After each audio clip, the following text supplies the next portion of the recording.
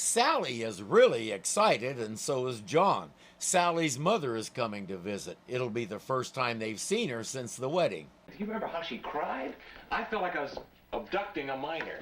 Hey, my father-in-law told me I was robbing the cradle. I'm 7 years older than my wife, and we got married a month before her 20th birthday. So legally, he was wrong. Oh, Sally. Oh, God. Hi, Mom. Dad. Oh, it's so good. What are you doing here? We didn't expect you. Well, I wanted to surprise you. Dad, how nice of you to come. What a nice surprise. Thank you. Well, we've got a couple of surprises. The first is they're leaving the East and moving here to California permanently. They're tired of the crime and smog. So they're moving to L.A. I hate to break this to you, Mom, but there's a lot of smog and crime out here, too. Then we figure we might as well enjoy it in the sunshine. There's a weird logic to that. So they'll be house hunting. Oh, no. No more houses. Probably an apartment, huh? Well, 2 apartments. 2 apartments?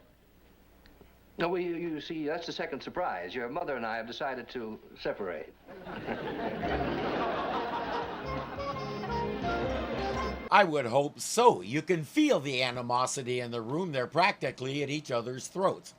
You want to take that again, Dad? The kids are asking the obvious question, why? Well, honey, you're a newlywed, so it might be difficult for you to understand. But after 30 years, people tend to become dull to each other. Yes. You begin to anticipate... What the other's going to say. You see what I mean? You think that splitting up will bring excitement to your marriage? Not our marriage, John, our lives. When you're Donald O'Connor and Audra Lindley, I would think your lives are exciting enough. Donald O'Connor is legendary. Watch him do Make 'Em Laugh in Singin' in the Rain and you'll see why. Audra Lindley was born into show business and got her start doing stunts. That led to Broadway and eventually to television. She was a successful character actor, and she's probably best known as Helen Roper, the landlord's wife on Three's Company. In 1997, she had just landed a recurring role on Sybil Shepherd's new sitcom, Sybil. At the end of a filming day, she checked herself into a hospital because she wasn't feeling well. She had been battling leukemia for years, so it wasn't unusual. She had been taking regular treatment, so she figured she just needed another one. She was in good spirits and had the script for the next episode with her, and when she died suddenly the next day, the script was beside her in the bed. I think that's everything that happened. Based on the few sources I could find, the story is a little garbled. But the story ended when she did. Right now, a different story is ending. They think splitting up and seeing other people will return the spice to their lives. I can tell them it's not going to work. They obviously still love each other. That's why it didn't work for me either. Since I had already been with the gold standard for 30 years, chasing after shiny pieces of tin wasn't as gratifying as I expected it to be. After time... Yeah, you see what I mean? You see, as time went on, we found that, well, we had different objectives. Yeah, we want to do what we want to do without getting into each other's way. Yes. Now, for example, I'm going to have a martini before dinner. Did you ever see me do that? Mother never approved. And I still don't, but now if he wants to do it, well, it's up to him. He would never let her cut her hair short like this. Now she can cut it and dye it green and purple if she wants. I just can't get over it, Sal. Your parents could be making a terrible mistake. John, I think it's mostly talk. It's just too good of a marriage. Well, Sally, when the talk is about separate apartments and separate dates, you just got to believe something's gone out of that good marriage. But they love each other. You know, I think they're going through that middle-age panic where they think they're missing something. I don't know if it was a common expression in 1974, but the phrase she's groping for is midlife crisis. I never had one, probably because I never had the money to buy a Corvette, but my wife had a big one, and it was one of the major factors that led to our divorce. No, she didn't buy a Corvette either, and Bill isn't going to. But they're both going to be a lot like I was. Oh boy, dating. I never got to do a whole lot of it when I was single. Let's give this a try. My experience was, let's see, what's a good word for it? Oh yeah, disastrous. Sally has a fair idea it'll be the same for her parents, so let's prove it to them. Let's have Jerry and Annie set them up with dates so they can fall on their faces and realize they're making a mistake. What do you think? I don't know. Maybe it's one of those plans that sounds bad at first, but Yeah? when you examine it, it still sounds bad. But it might work. That's what McGovern said about giving everybody $1,000. The idea of universal basic income is catching on in this country, but George McGovern, the 1972 Democratic candidate for president, may have been one of the first to propose such an idea. He wanted to get clear out of Vietnam and then reduce defense spending by a lot. That money would go directly to the people in the form of an annual stipend of $1,000, which is equivalent to about $7,500 today. I hope I don't need to point out that he lost and Nixon got a second term. I guess the country was following that little proverb that I saw on a bathroom wall one day. It said, I am not making this up, don't switch dicks in the middle of a screw, vote for Nixon in '72. You look terrific. I do? You know, you should have cut your hair years ago. Oh, your father wouldn't let me. But now that we're separated, I guess I can do anything I want. I can wear it long or short or go bald if I want to. I'd forget about the ball if I were you. Listen to her voice. That's a classic example of trying too hard. It's almost time for Margaret's date to arrive, and she wants to talk to Sally in private. You know, Sally, it's been a long time since I've dated anybody, and I was just wondering, these days, well, on a first date, does a man expect you to kiss him goodnight? It's 1974, and they were married for 30 years, so they married in 1944. I dare say a few things changed in the intervening time, especially in the past 10 years or so. Mom. The pace is a lot faster today. But tell me, when you were dating, how far did, you know, Well, we didn't. people do today? The so-called free love movement was in full swing and people were more or less expected to. Free love is one of the worst names ever because love had nothing to do with it. Everything was about physical attraction and pleasure. It should have been called the Free Peepees movement because that's what it actually was. And it destroyed so many people because rampant unwanted pregnancy and sexually transmitted diseases were the inevitable result of all the indiscriminate boffing. Nobody thought about condoms and that sort of thing. It was a free-for-all. It came crashing down with the AIDS epidemic. That might have had the potential to bring people to their senses, but Surgeon General C. Everett Koop basically said that condoms would save everything. I was wearing a condom when we conceived our third child.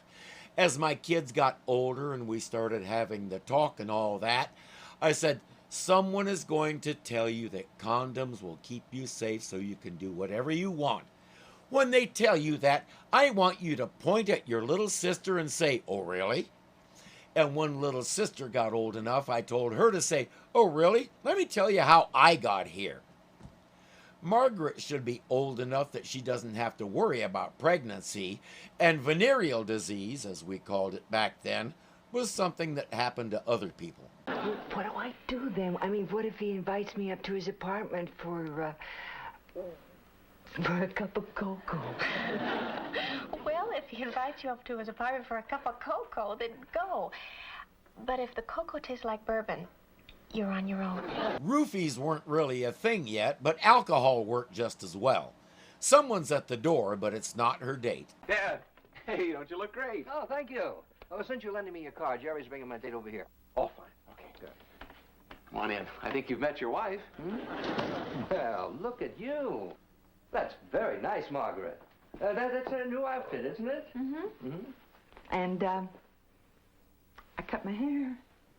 He agrees that it's very short. He's doing things differently, too. Well, what do you think of my outfit?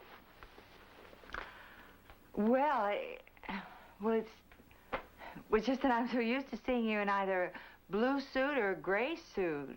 I used to look like I was fighting on both sides of the Civil War. Let's talk about inequality of the sexes. Formal wear or even nice casual wear for women has 1,001 different styles, colors, prints, combinations. Dress, pantsuit, skirt and blouse, gown, off the shoulder, on the shoulder, short, long, train, no train. There's no end to the possibilities. Guys get a suit. They can choose blue, gray, black, or tan.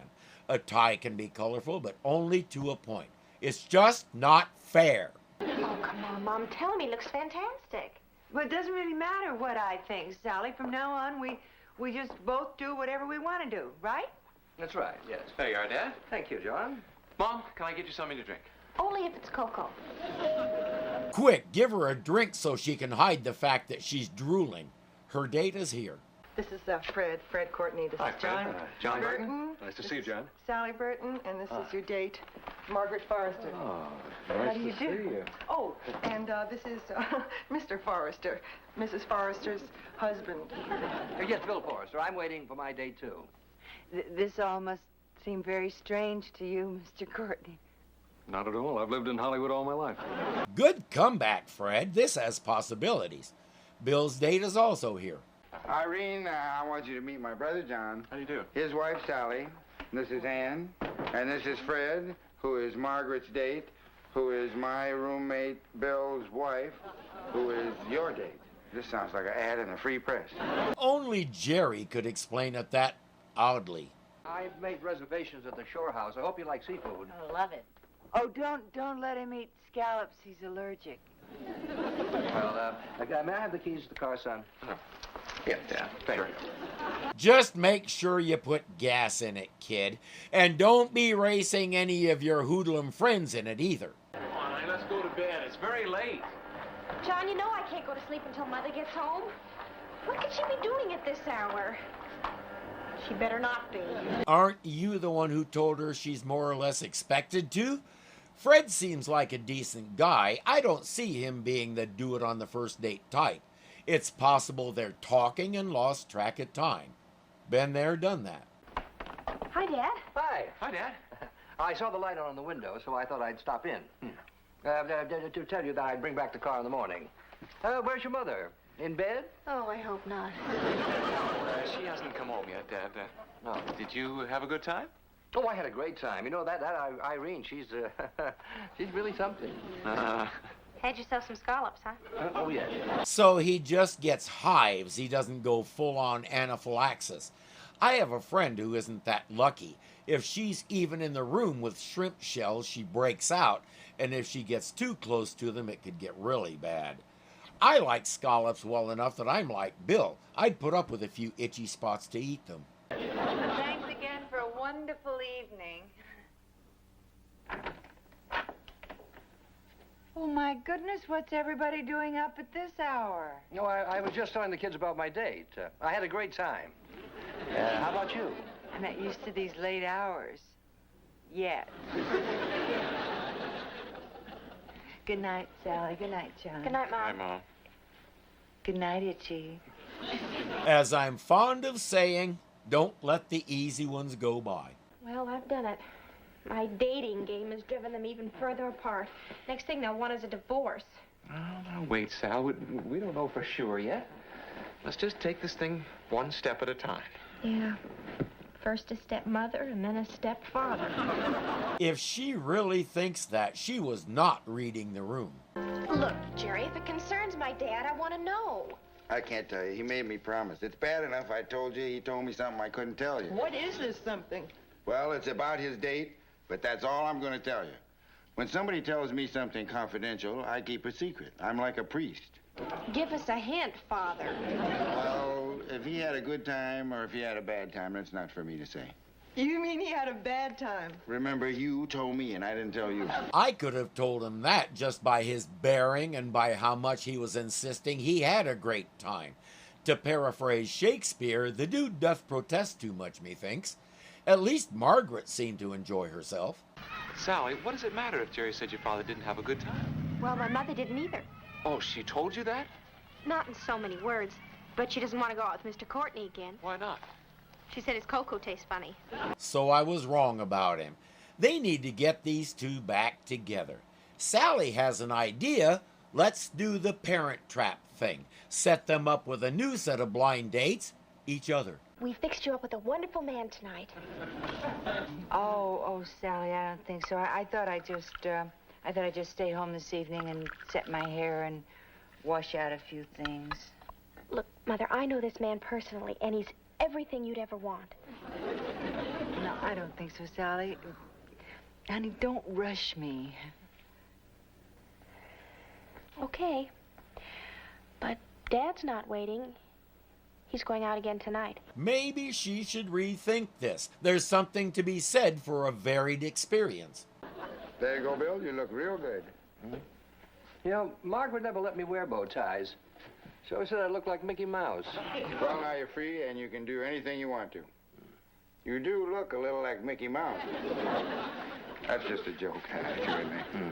Later, they'll decide he looks more like Jiminy Cricket, even though Jiminy Cricket never wore a bow tie. You know, there's a wonderful ball game on TV tonight. Oh, no. I got you a date with a sensational lady. Well, can't you cancel it? That last one, you know, Irene was not your style, but this one is perfect. Oh, really? How so? Well, she's recently separated. She's about your age, and she's eager for companionship. Well, I don't want any trouble with her husband. That's the one thing I can guarantee you won't have. If you do, something is seriously wrong. Jerry's supposed to keep an eye on him until Margaret arrives at the restaurant. Instead, Jerry goes off to call one of his girlfriends and leaves Bill alone at the bar. Hi. Hi. Could I trouble you for a cigarette? Well, I don't smoke. Well, how about a light? I don't light either. A drink? Oh, that I can do. The usual, Jimmy. You're from out of town, aren't you? How'd you know? The bow tie. You don't see very many of those around here. Oh, really? Yeah, I think it's really great. Did you buy it on the train? It's not hard to figure out what her profession is. Unless you're Bill, then you're clueless.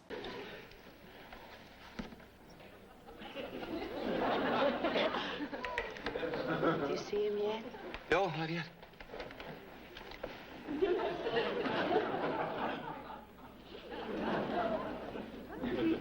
But soon. What's your name? Bill Forrester. Hi, I'm Jackie. John is reaming Jerry and telling him to get Bill away from Jackie. Don't ever try to tell yourself that sentence was easy. Jerry, some girl has picked up my father-in-law. That's all right. That's Jackie. She's good. I don't want an endorsement. I want you to get back there and fix it. Darling, I am listening. That's the bartender's sister. She's a college girl. She's doing a thesis on single people in bars. Okay, so it was harder to figure her out than I thought.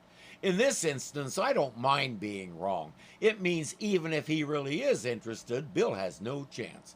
Mother, I'm sure your date will be here soon. I don't know about my date, but will you look at who's at the bar? Mickey Mouse and the Bobby Soxers. Well, what a small world. Look at her.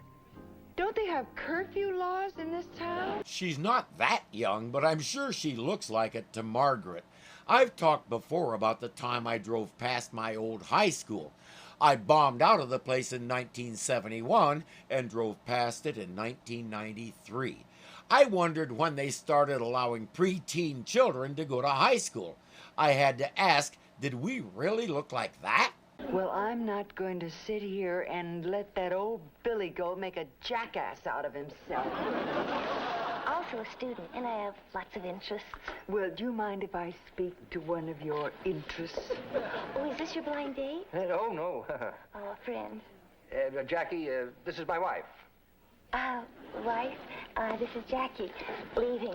They start commiserating over the fact that they both got stood up. Would you like to sit down and watch me destroy my liver? Okay. You know, William, I still don't like bow ties, but I have to admit that one looks pretty nice on you. Well, thank you, dear. And you know, I actually find that I like short hair. Yeah, but only on you. It never occurred to either of them that a few little changes just might brighten things up and remind them why they love each other.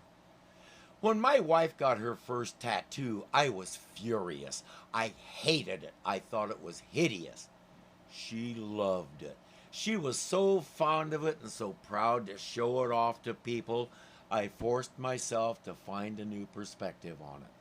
I've never gotten one, and I don't have any plans to get one, but I had to admit that the artwork in hers is superb.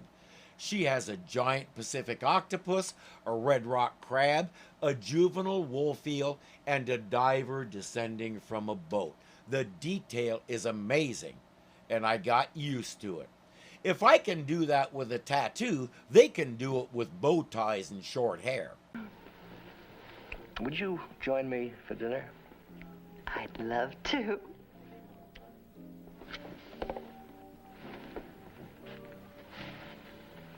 Better luck next time.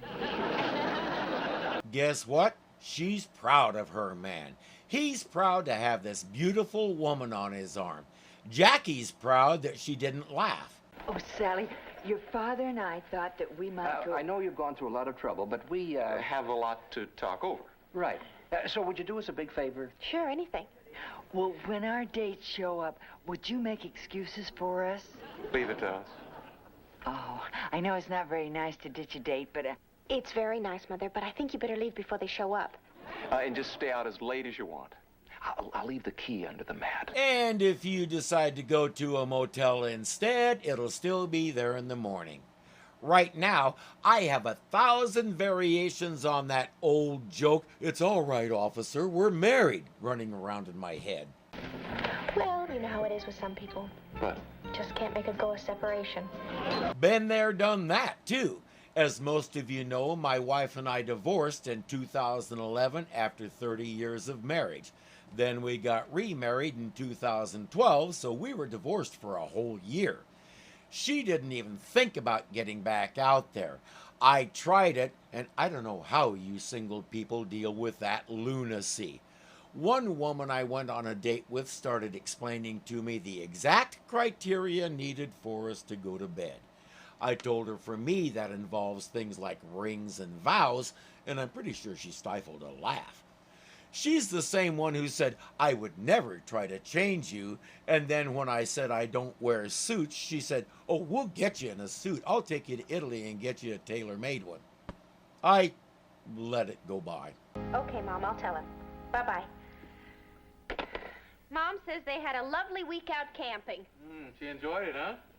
Sheer torture. But Dad had a good time. And she says he's being a really good sport about the cruise. Right. He says he can stand anything as long as he has his martini before dinner. That was one of their conflicts. He likes camping, she likes cruises. So they're trying each other's stuff. They might not like it, but they're making the effort. He can endure the cruise as long as he has a martini, and she can endure camping as long as she has enough bug spray. This episode should have been called "The Girl with Something Missing." Her ESP didn't come up at all. Not even a passing reference or a quick thought grab from John. I was wondering when that would happen. We abandoned the basic premise of this show a long time ago, and for the past 3 or 4 episodes, we've been finding ways to cram it in somewhere as minimally as possible. The next logical step is forgetting it altogether. Well, guess what? After 3 more episodes, we can all do that.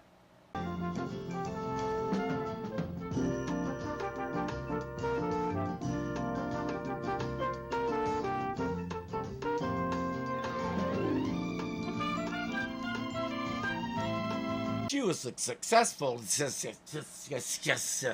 but they're both universal basic. Don't hiccup in the middle of it, dummy.